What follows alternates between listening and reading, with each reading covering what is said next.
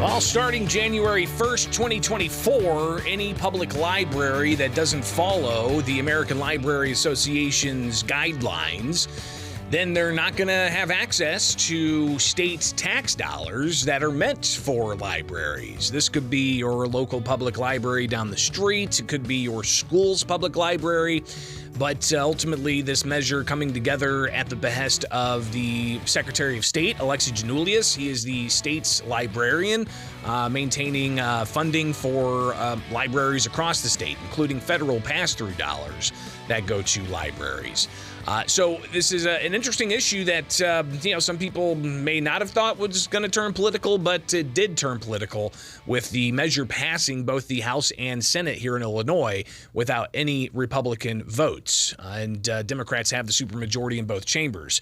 So yesterday, the governor was in Chicago alongside other state lawmakers and Secretary of State Alexi Janulius, where the governor signed the measure. And if you watch along, you can see the governor is signing that with multiple pens, as he does with legislation. He had like 12 or 13 pens or something, and signing a little bit of his name here and there, and it's signed.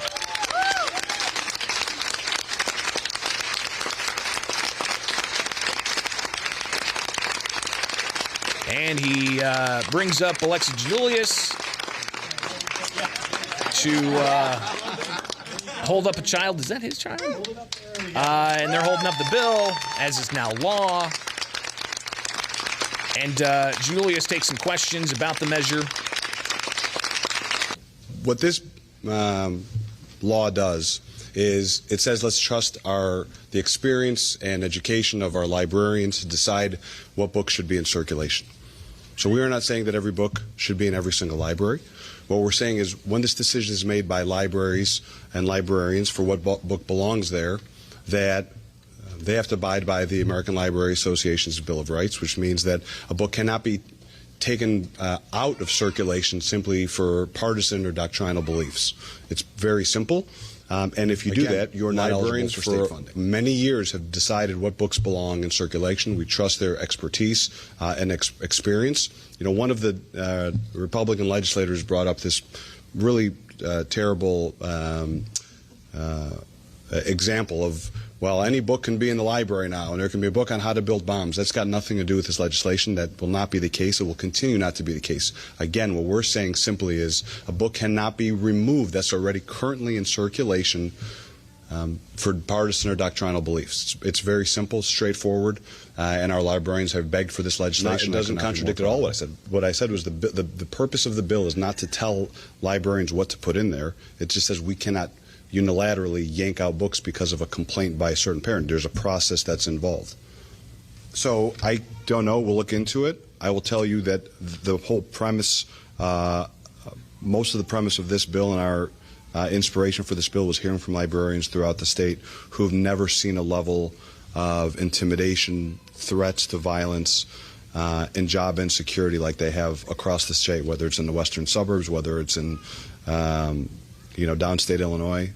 So that's been really troubling. We should be applauding them, and they've never felt this harassed. So hopefully this shows librarians across the state that we support them. And by the way, to me, this should not be a Democrat-Republican issue. This is a freedom of speech, a freedom of education issue. So not once during the course of the last few months have we ever asked a librarian who's pat us on the back or have given us information, whether they're Democrats or Republicans. Not once have we asked an administrator if they're Democrats or Republicans. Not once have we asked a library staff member or literary leader what party they are. So to get 0 votes in the House and the Senate from the Republicans on this is disconcerting. It's troubling. Doesn't make me feel good.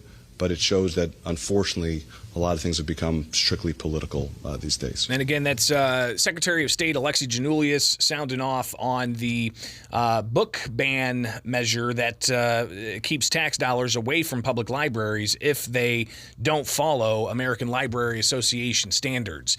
Now, during debate on this measure, you had the Republicans pushing back, saying that this takes away local control.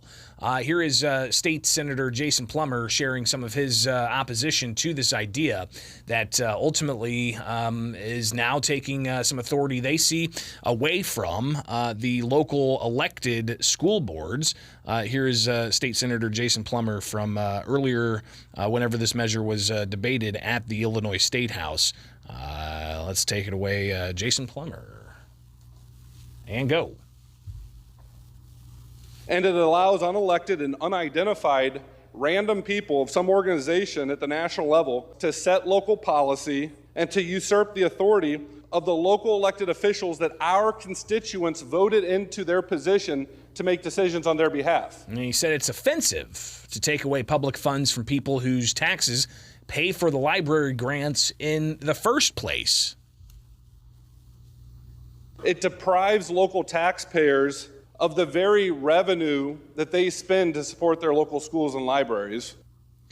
So I'd love to get your thoughts, 217-629-7970. And you heard the Secretary of State say that he's hearing from librarians across the states that they've never felt this kind of intimidation from parents. But I would imagine there are parents out there who say they've never seen the level of what they may characterize as indoctrination from either Marxist beliefs, gender ideology, or whatever other what they characterize as unsavory themes being presented and pushed onto their children from either teachers or librarians who may have a particular political agenda. So it's interesting because it can slice both ways. Congresswoman Mary Miller chiming in on this all the way from Washington, D.C. She put out a statement saying that she denounces the new law requiring pornography in children's libraries. She goes on to say today's a sad day for parents in Illinois. Governor Pritzker signed a bill forcing libraries to display pornographic books in order to receive state funding, including the book Gender Queer, which features explicit images of sexual actions that are inappropriate for children. And she emphasizes parents must speak up if you oppose the left's agenda to force these graphic sexual materials into your child's library. So I want to hear from you at 217-629-7970, and we'll get those phone calls lined up. Good morning. You're on WMAY. Hey, good morning, Greg. Hey. Hey, just as a matter of a little perspective on this, the state pays zero property taxes for any library. They don't pay a penny. Sure. Who pays all the property tax money for the libraries?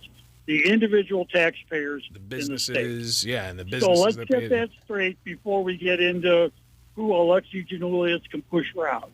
The problem here is that we are a super minority, or I guess you could say super majority, Democrat state that is pushing all this stuff, and they're not just pushing it.